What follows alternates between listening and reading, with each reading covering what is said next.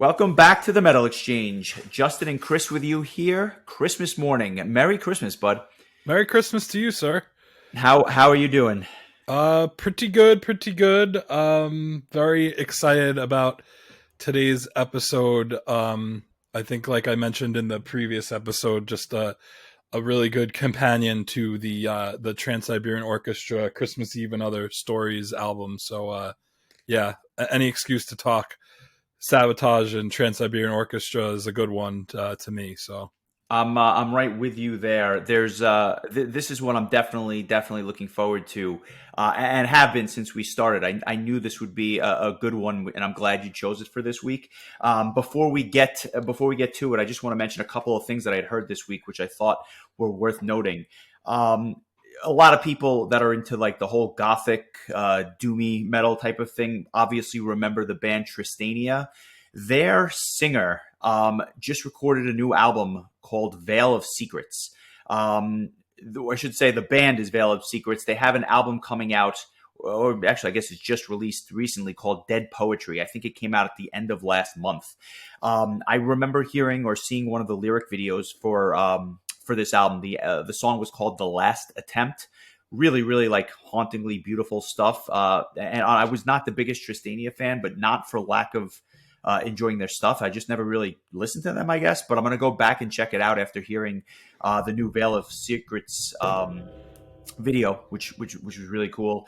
And the other thing that I saw, the Prague Space website had basically this online festival over this past weekend where they had a bunch of bands play on both Friday and Saturday with obviously pre-recorded material, but it was really, really well done. Subterranean Masquerade had headlined the first night. The second night was headlined by Chaos Divine, but with appearances from Voyager and Damian Wilson and a bunch of other really well-known top-notch prog bands. But the one that really stuck out to me that I had never heard of before was a band called Anima Tempo. They're a Mexican prog metal band with a touch of metalcore, I guess, thrown in there. I had never heard anything quite like it before, but they are really, really good. And they played 3 songs on the Saturday show. I'll definitely post a link to one of their songs during the week, and I definitely recommend checking that out. But now that we've talked about some of the new stuff, I guess that we've heard or whatnot, let's go back 25 years to Dead Winter Dead. When do you remember when you first heard this album, or you know where this, I guess, stands in terms of the other Savatage albums that you had heard at the time? This was probably one of the later albums that I owned. I remember getting it from CD Now. I want to say I ordered it along with Stradivarius's Visions album. I think I got both of them at the same time. I, at this point, probably already owned Gutter Ballet, Handful of Rain, Streets, Hall of the Mountain King, Edge of Thorns. This was probably one of the later ones that I picked up. Which is interesting because I guess this was probably the newest album they had come out with at the time. So you kind of dug a little bit deeper into the back catalog and then worked your way forward. Right. I hadn't heard anything from this album, whereas I had heard, songs from Gutter Ballet and Handful of Rain, which led me to get those albums earlier, I guess. But yeah, this one was always kind of like, I remember getting it and thinking to myself, like, all right, I'm about to dive into a whole album full of Savatage songs that I've never heard before. So I remember being pretty excited about it. And I think that over the years, it's grown as far as my affinity towards it has grown.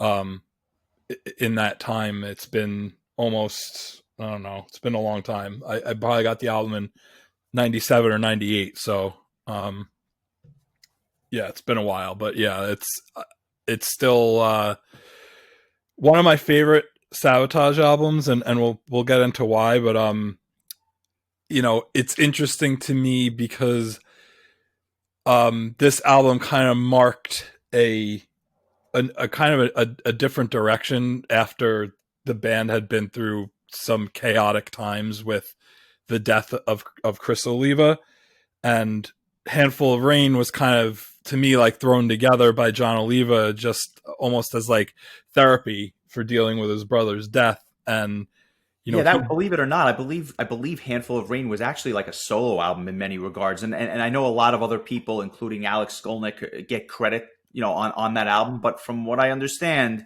it's really a John Oliva solo album packaged under the Savatage moniker. right, he did all the drumming. I mean, they put Steve Wackel's name and photo in the on the album liner notes, but John Oliva did all of the rhythm guitar, the bass playing, the drumming.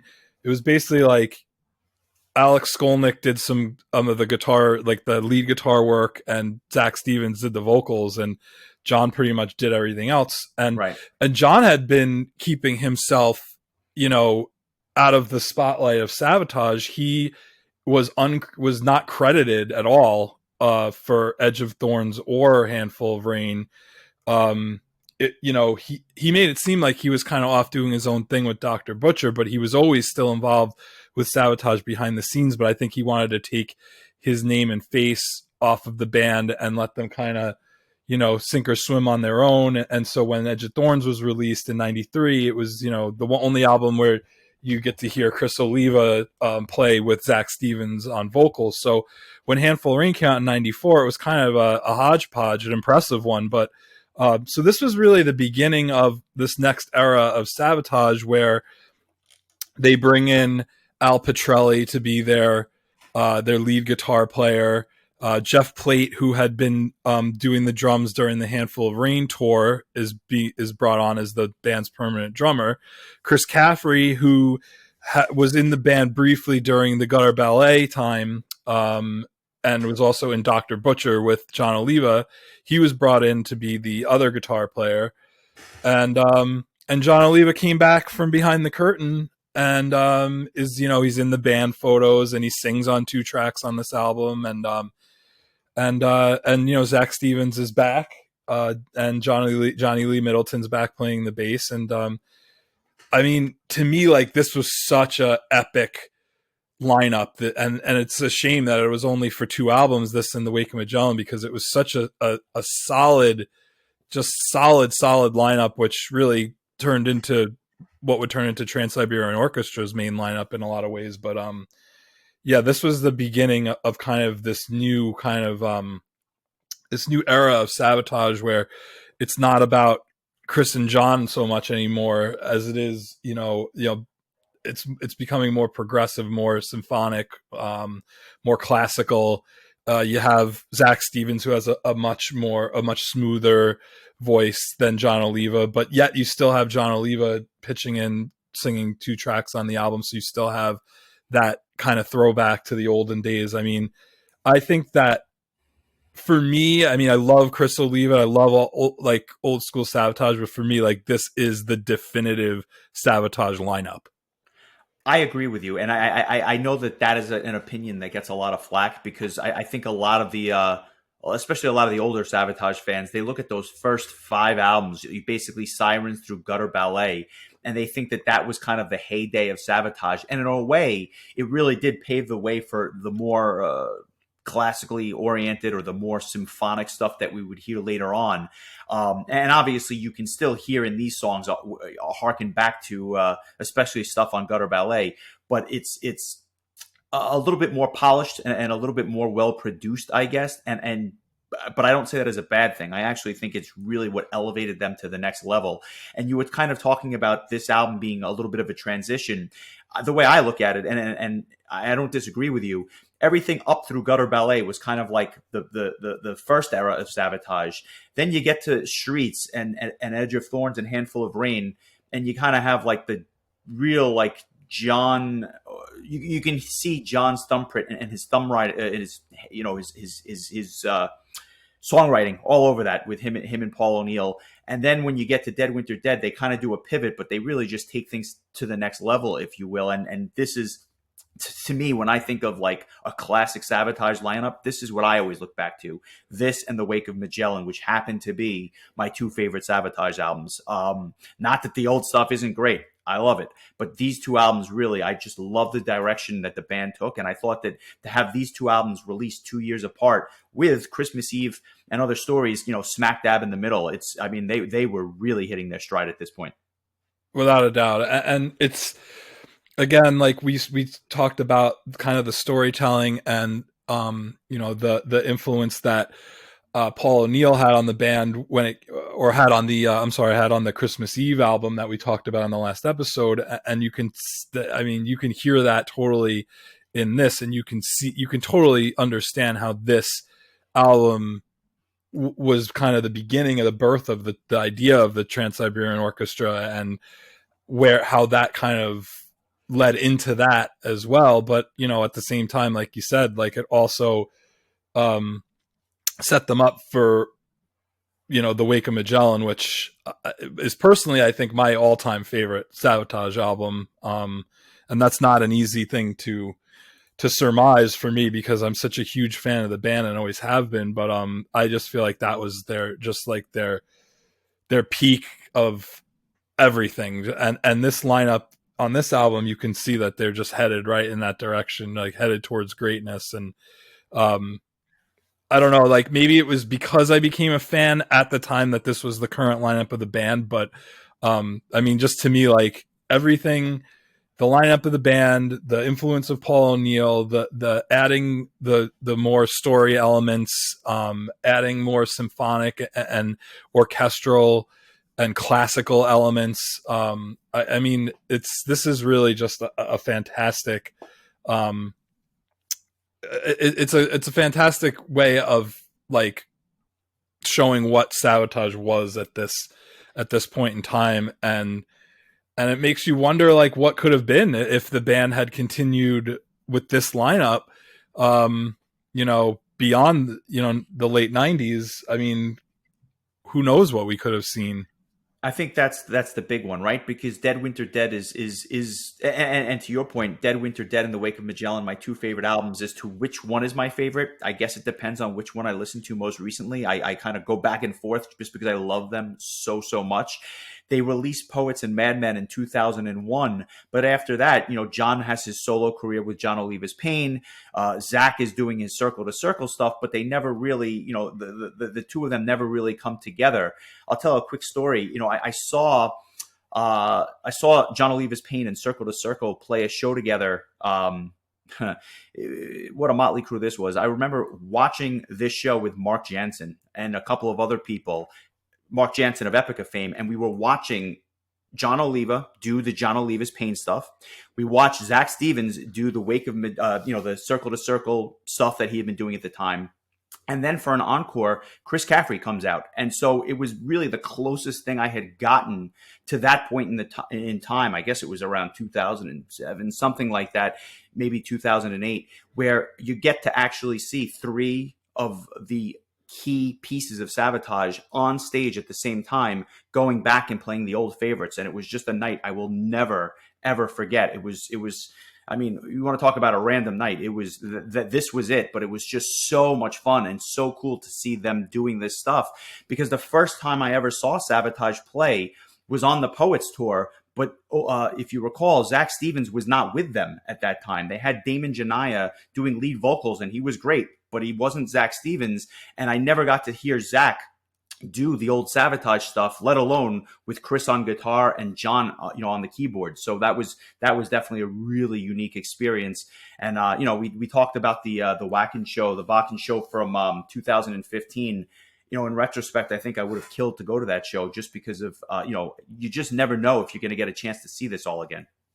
Yeah, I mean, I still have my fingers crossed that somehow, some way, they could figure it out. But I mean, this is the lineup that I would want to see do a live Savatage reunion show, because you have both Zach and John in the band at the same time, and you have, to me, like that's the classic Savatage band. You're never going to be able to see Chris Oliva play with the band. So, I mean, to me, like maybe you put that, old school Savatage lineup to bed, and this is the lineup you go with. And being that everybody seems to be pretty friendly with each other, since basically every single person on this album is involved currently with Trans-Siberian Orchestra, it seems like, I don't know, it seems like a no-brainer to me, but I'm sure that there's a lot more, that doesn't meet the eye, that, um, behind the scenes, behind closed doors, is John healthy? Is, you know, there's so many questions, but I mean, even if it's a one-off at the Prague Power USA Festival or something, I mean, I just hope that I've never really seen, to me, like a full, like a true full Savatage set. I also saw them during the Poets and Madmen tour, but Petrelli had left the band to join Megadeth, and Zach had already left the band, and um, so for me, like, I'm still waiting for what could potentially be the first and last time I see like this, classic lineup of the band. I completely agree. Just going back to Dead Winter Dead for a second, it's a really deep story, and although it's not the band's first concept record, obviously Streets being the first concept album the band did, this is probably, I would say, the most the deepest, if you will, in terms of just a real backstory. And I'm not going to get into too much detail because I could talk for hours about the history here, but it basically is a love story focused around the Bosnian War of the 1990s, which is one of the most bloodied, I mean, more people died and more casualties during that war than many of the other, just bloody war with with anger and hostility that go back for forever. But when you package this, this terrible tragedy in many ways with this beautiful love story of it's absolutely beautiful, and the way that they're able to tell this story and incorporate parts of Mozart and Beethoven, I just thought it was just a brilliant composition from top to bottom. Yeah, I absolutely agree, and it's another example of when you put the genius of John Oliva and Paul O'Neill together, both with storytelling and lyrics, what the magic that comes from that. And it's an example of, once again, them using a real life story to tell a tale that is going to be expressed musically, but what at the end of the day, what they're trying to say is that, like, hopefully the prevailing emotion is peace, and that we can find peace in our differences, and I think that's kind of what the end of the story is trying to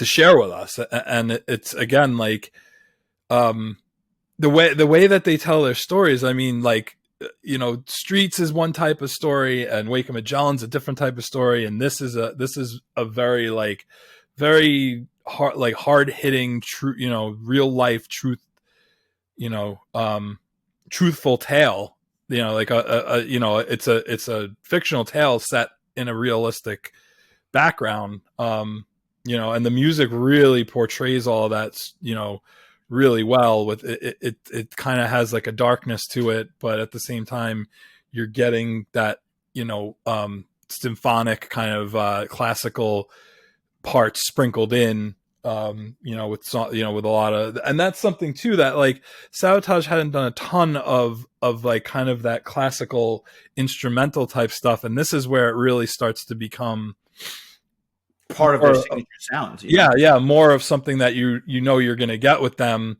I mean, the album just starts out with, like, the song Overture. It's just a, like, almost 2-minute classical piece with your heavy metal guitars and drums, just getting you ready for, like, here we go. Like, it comes in with a lot of bombast right away, and just is like, okay, here we go. Like, we're not easing into absolutely. this.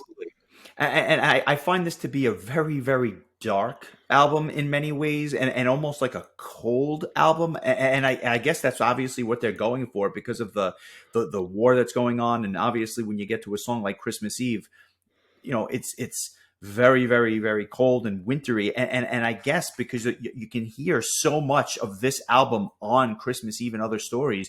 I often thought you could package it as a 2 CD set just because of how much overlap there was between the two, both in terms of overall feel and the fact that this album always felt like a non-Christmas album to me, if that makes sense, just because of the cold and darkness that surrounds it. You know, that time of year obviously is known for its, you know, the snow and the cold and whatnot.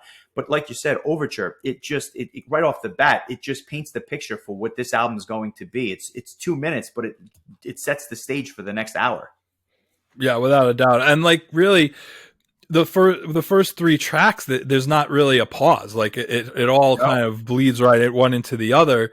You know, track two, Sarajevo, it's kind of like this, you know, eerie, quiet, like, you know, kind of setting the story lyrically, and then goes right into This Is the Time, which is just like, really, if you want to talk about like a signature Savatage sounding song, like this is it just kick starts with a just great guitar solo, and Zach is just like, you know, singing his One heart of his out. Like, best performances, honestly, and that song is one of Zach's, I think, best performances on any record. That's how much praise I can give to that.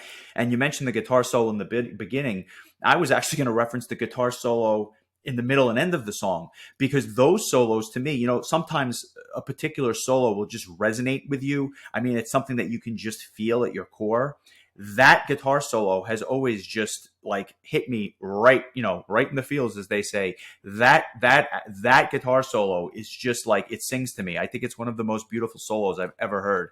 And that's, you know, obviously, you know, tons and tons of guitar solos, but this one was just, it's one of my all-time favorites. I love this track, and it's so peaceful, and it's such a beautiful song. You know, this is basically, you know, there's this song, the whole point of it is to celebrate the independence, and the fact that the Berlin Wall has just fallen down, and the collapse of communism. And it's just such a beautiful song. But then you have on top of that the next track, I Am, which is like one of the most brutal, selfish, self-righteous songs that you can possibly have. And I love the contrast between those two. yeah, without a doubt. And, you know, welcome back, John. I mean, this is John Oliva's first vocal recording with Savatage since Streets. So it's been 6 years we haven't heard John on a, or I'm sorry, 4 years since we haven't heard John on a Savatage record in 4 years, and he's back with a vengeance. And he Yeah. sounds, and it's great because they chose the two songs they chose to have John sing, I Am and Doesn't Matter Anyway, probably are the heaviest, crunchiest songs on this album. And I like what they did here and on Wake of Magellan, where they chose like the two really heavy, thrashier songs to be sung by John. They did it again on Wake of Magellan. Just perfect, like just perfect songs for him to be on. I don't even know if I could picture Zach singing those songs. Like, just as I don't know if I could picture John singing the rest of the album that Zach does. I mean, their dichotomy as vocalists is so perfect here, where you just have these two totally different singers, but also two singers that like absolutely represent the voice of this band. That like, to me, like I couldn't pick which one is more important to me as the singer of Savatage. To me, like, they're both so important to this band. To have them both together, and you know, have these like smooth orchestral tracks like This Is the Time, with Zach's unbelievable, more classically styled vocals, and then this song like I Am, which is just like a real thrashy, crunchy, you know, powerful song. You got John and doing his trademark cackle. I mean, it's just great. And like you said, it's such a great transition from one to the other, not just from song to song, but almost era to era. Yeah, you know, it's funny. I can somewhat hear John doing some of the other stuff, just because you know, they've released a lot of acoustic tracks with him doing some of the older ballads and stuff like that, and it's amazing. I can't picture Zach singing "I Am." I just can't do it. You know, I look back to a song like "Taunting Cobras," which is probably the heaviest song that he sings on, you know, in the back catalog. And I sometimes say to myself, I wish John was singing the song. Not that Zach doesn't do a good job, but I almost think that that song was originally written for John's voice, being that it was, a glorified solo album for him back on Handful of Rain. I'd love to hear that, and I'm sure I never will, but I would love to hear John actually singing that. I'm not sure that I want to hear Zach singing I am. I can't picture it, and I think that the difference, the contrast between the two, is what makes this so good. But if you just another track while we're talking about it, if you listen to a song like the beginning of One Child, or certainly a song like This Isn't What We Meant, if you close your eyes, you think you're listening to Christmas Eve and Other Stories. That's how I guess the parallel course that these two albums run on. You would think it's a Trans-Siberian Orchestra album, and This Isn't What We Meant is maybe one of their most underrated, but certainly one of their best songs in their entire catalog.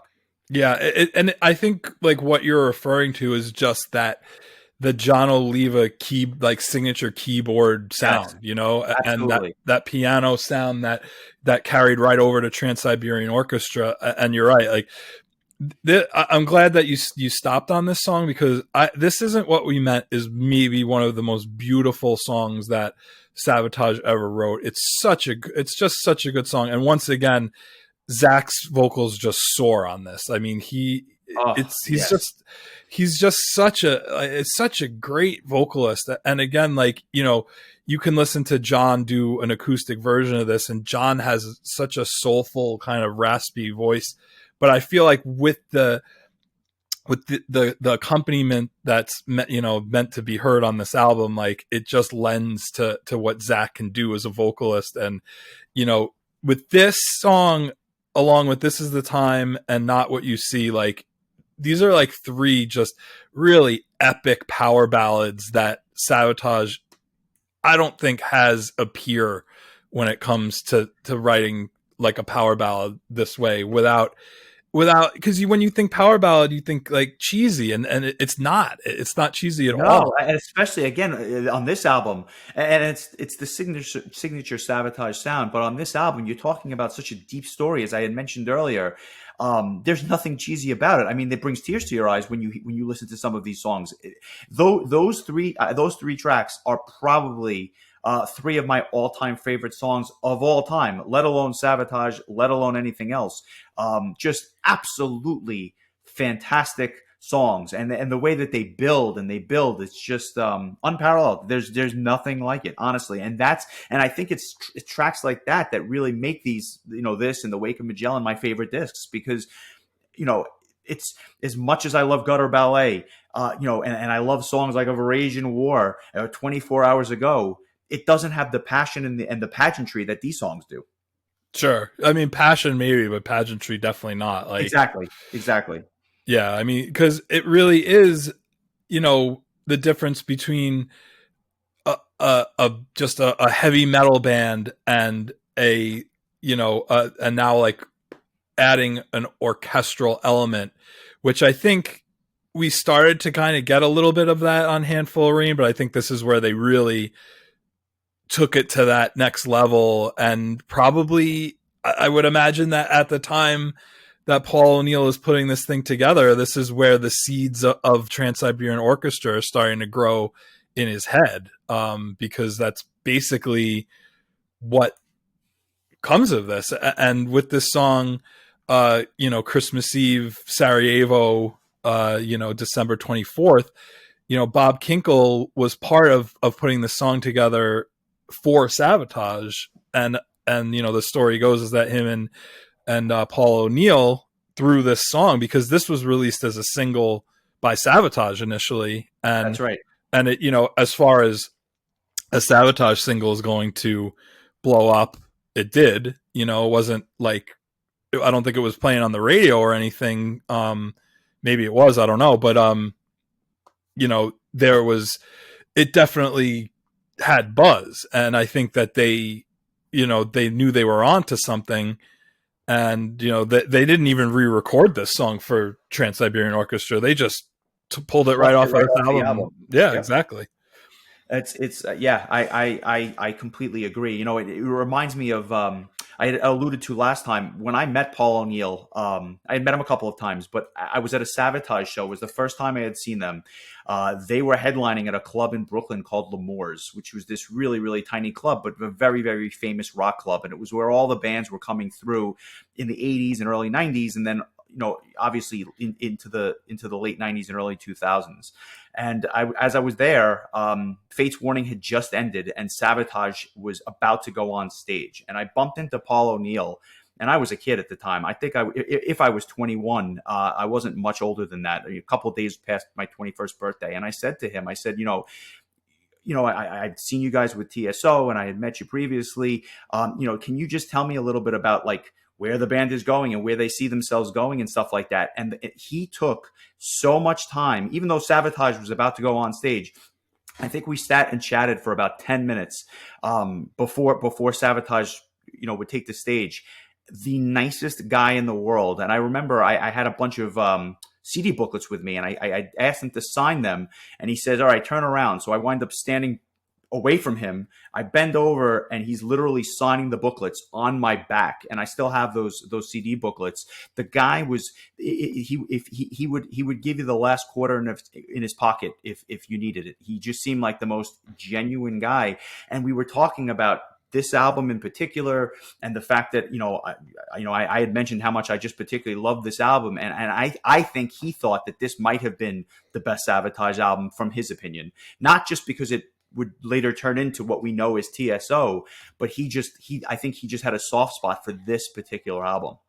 Yeah, without a doubt. And like I said before, there was just magic with when John Oliva and Paul O'Neill put their heads together. I mean, it was just a magical combination. And Savatage was great before Paul O'Neill got involved with the band. But in 1987, when Paul O'Neill started producing the band, I mean, that's when Savatage became legends to me. Yes, I agree. I mean, his first appearance, or his first I guess his first time writing songs along with John was during Hall of the Mountain King, and I've always thought that that's where the band really started hitting their stride, which would continue for the next 15 years essentially, with albums just getting better and better and better. But I agree that you can hear his influence on Hall of the Mountain King, and you can certainly hear Paul's influence on all the subsequent releases. And I mean, even going back to that Hall of the Mountain King album, like that instrumental Prelude to Madness is I mean, we're talking about almost 10 years before Trans-Siberian Orchestra's first album came out. I mean, that even in a lot of ways, you could see that the classical influence, was something that John Oliva and Paul O'Neill wanted to explore. And I mean, it's a song that is played by the Trans-Siberian Orchestra now. So, I mean, obviously, like his introduction to the band injected something that maybe Savatage wasn't going to get otherwise. Yeah, I completely agree. And we talk about, we've obviously talked about Zach's vocals on this album. We've talked about John's vocals. But two of the best tracks on the album, at least for me, are Mozart and Madness and Memory, the two instrumental tracks in the middle of the album. There is not a time that goes by where I don't listen to Memory and get choked up. And I say that because my grandfather was a huge Beethoven fan. So I got introduced to that at a very young age. And when I got to hear Ode to Joy, Beethoven's interpretation of Ode to Joy on Memory, I can't keep a dry eye listening to that song because it brings me back to my childhood and all sorts of memories with my grandfather. That this album, it was just like taking everything that I had heard as a child and all the memories that I had, and then to something that I loved as a teenager and obviously still today. Nothing beats the emotion of that particular song for me. I just think it is one of the most beautiful songs, or both those songs really, but Memory in particular is just one of the most beautiful passages I've ever heard. And Mozart Madness again was another song that was repurposed as a Trans-Siberian Orchestra song. Exactly. And obviously the influence was there. That you saw TSO come out with the Beethoven's Last Night album. So obviously this was something that was percolating back in this era, but it was just so well done. This is an album that is timeless. I can't believe it's been 25 years. It's incredible. Yeah, I mean, I was just like kind of picturing like hearing Trans-Siberian Orchestra like read just perform this entire album live, and how amazing that would be with just all of these. I mean, you have Zach at your disposal and John if you need them to, but even if you wanted to use some of the more Broadway style classically trained singers, but I mean, it really is just, I think uh we didn't mention Dead Winter Dead and One Child, which I believe both tracks were singles, and possibly I know there was a music video for One Child. I think there might have been for Dead Winter Dead. I don't know that I've ever seen it. But those are two of the kind of just like I don't know, like maybe like mid-tempo songs. Sure, absolutely. Yeah, like definitely like they're not ballads or anything. They're definitely heavy. But those kind of like round out the album, because I'm pretty sure we've made mention of just about every other track on the album. But yeah, One Child is a great tune. There's a cool music video that they did that really fits the how you would picture what's going on in this album. And Dead Winter Dead is kind of like another also like kind of mid-paced like heavy metal song, but and then those lead right into the classic Christmas Eve Sarajevo, which I would like to point out that if there was ever a song that I should be sick of hearing at this point in my life, it would be this, and I still love it. Like it's never going to be my favorite track from this or Trans-Siberian Orchestra's Christmas Eve album, but it's still maybe just because of how good it is live. But I mean, I'm still not tired of it, and maybe because I don't listen to it for 11 months out of the year might have something to do with it. But I mean, I couldn't picture either album without it, and it leads right into Not What You See, which is just this epic way to just wrap up this story in this album. And I'll just say it right now, like that was my choice. I mean, and it wasn't an easy choice, but that was my choice for my favorite track. Yeah. Yeah, I was inclined to choose the same one. I'll get to mine in a second, but I'm happy you brought up Dead Winter Dead, only because for whatever reason, I never felt that Savatage paid that much attention to this album in their live sets. When they were touring for the album, yeah, obviously they were playing it much more. But even on the Wake of Magellan tour and later on the Poets tour, they never really played much off of this album. But Dead Winter Dead is the one track they seem to play live, and they played it, in 2015 at Wacken. I'm glad that they played that track, if for no other reason that it was a way to remind the fans that this album is part of the catalog, and holds its place in the Savatage discography. I think it's a very underrated track, and I'm glad that they actually picked it out to play back in 2015. We were lucky enough to see John Oliva do Streets at Prague Power. We were lucky enough to see Zach sing The Wake of Magellan at Prague Power. I am dying to see this album in its entirety. I just love the album, and what better way for TSO to go out than to do the entire album and then do a set of Christmas related tunes, in a second set. It's something that I'm longing for, and you alluded to it earlier. It's something that I would love to see, and it would kind of complete the trifecta, at least for me. I could not agree more. I'd love that. I mean, I was gonna say like, yeah. So like, Dead Winter Dead. I was just looking it up. Dead Winter Dead was a single that was released. There was not a music video for it. Yeah, like being able to see those two classic albums performed in their entirety with the original singer, it was super cool. I mean, if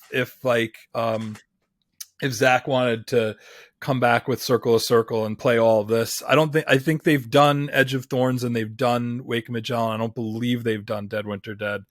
And I do know that there was a time, I know that, Paul O'Neill always talked about re-recording some of these Savatage songs with the Trans-Siberian Orchestra, and I know that there was talk at one point of them releasing a TSO album of Savatage covered. Yes, yes. And you'd have to believe that a significant amount of songs from this album would have been chosen to be on there. I would definitely think so, and it would certainly hold its place. I was fortunate enough to see Zach sing live this past year. I can't believe it was 11 months ago. It feels like 11 years ago at this point. But I saw Zach do two sets with Arshan Angel, his band with Aldo from Secret Sphere, on 70,000 Tons of Metal, and he still sounds great. And he played a couple of Savatage tunes in both sets, nothing off this album, but a couple of Savatage tunes. And his voice is still very, very good. I'd like to see it before it's too late. You just don't know if they're ever going to get back to it. This would have been the year, obviously, or at least a year to consider, given that it is the 25th anniversary. But obviously this year wasn't meant to be. Hopefully at some point in the future. If I had to choose a track, if you're going to select Not What You See, which kind of wraps everything up into a beautiful bow, I'm going to go with This Is the Time, which kind of sets the table for the rest of the album. Not quite like Overture, but just in terms of this over-the-top, grandiose, epic song, which is supposed to be a celebration, but quickly turns into tragedy and turmoil. So that's definitely going to be my track of the week. I look forward to listening to that again. And now that I've gone down the rabbit hole, I'm probably going to hang up and listen to The Wake of Magellan right after this, just because of how much I love both of these albums. Yeah, I mean, why not? I might just follow suit. I mean, I think I said to you off air in between episodes that I could talk about Savatage for hours. Savatage was my first favorite heavy metal band. I mean, like I was just obsessed. Like when I first got into heavy metal, like I was obsessed with this band. I had to get every album. I had to hear every song. And it's just like, they just kind of faded away. Like, they released, Poets and Madmen in 2001. Zach was supposed to sing on it. For whatever reason, he had left the band. John did all the vocals. It's a great album.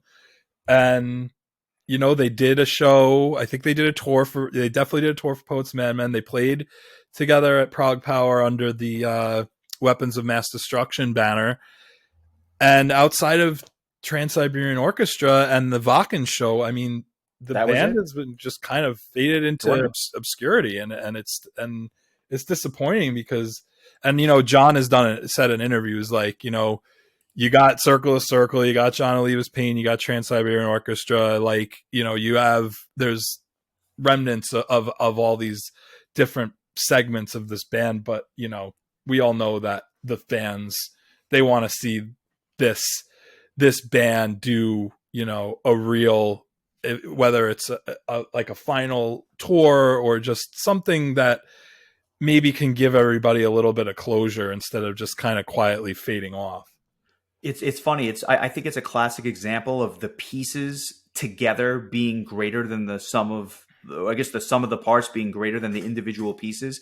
And I say that because, I think that Circle to Circle and John Oliva's Pain, it's all good and whatnot, but when you put it together, something magical happens. And,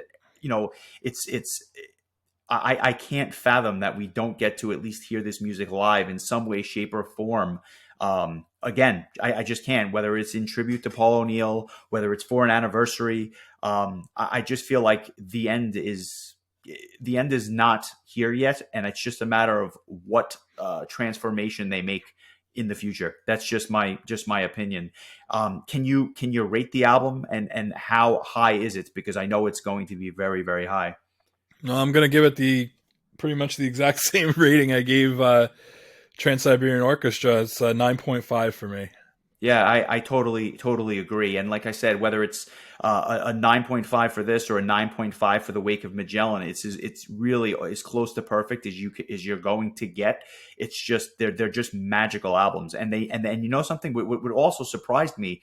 I never get tired of listening to them, no matter how many times I go back to them. Even now, 25 years later, it's like I'm hearing it for the first time. Right, and it's not like you have new material to go and listen to. It's been No. almost 20 years since they recorded a track. So, but yeah, I mean, you're talking about like all time classic, music, all time classic albums. I mean, if you just take, to me, like you take everything from, Hall of the Mountain King all the way through Wake of Magellan, like that, you're talking about like, I guess that's 6 albums right there. That's 6 of the greatest albums that I've ever heard.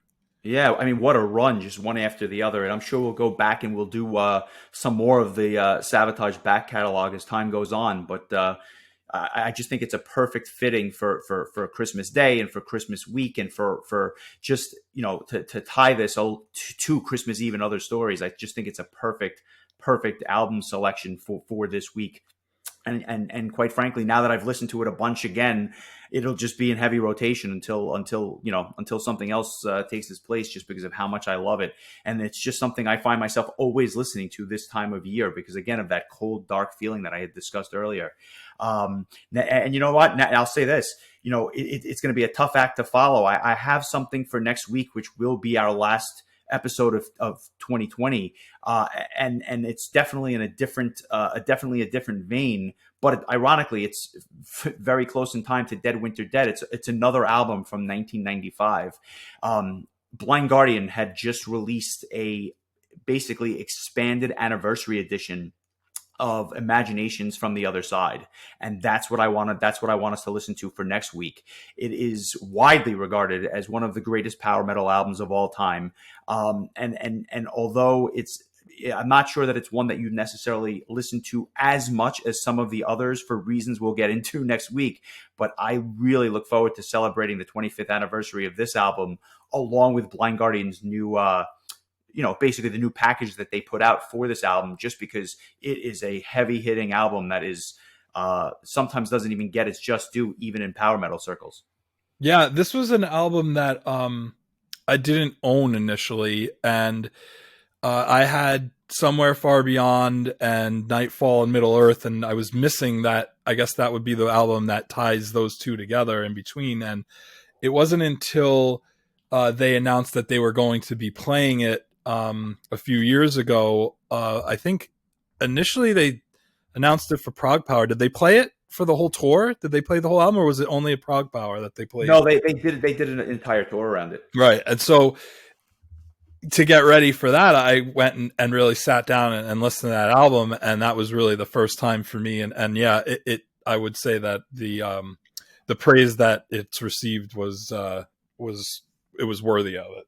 Yeah, I completely agree. And it's been a while since I've listened to it, but then as I saw that they had done this repackage, if you will, I wanted to go back and listen to it selfishly. So I hope everyone else enjoys it. Certainly, it is a power metal classic from from Blind Guardian, and we'll talk about it in depth next Monday. Good. I look forward to that. That's a great choice. Thanks, man. I'll hope everyone has a Merry Christmas. And obviously, we'll catch you next Monday, and then we'll head into the new year from there. So on behalf of the Metal Exchange guys, Merry Christmas, Happy Holidays, and enjoy.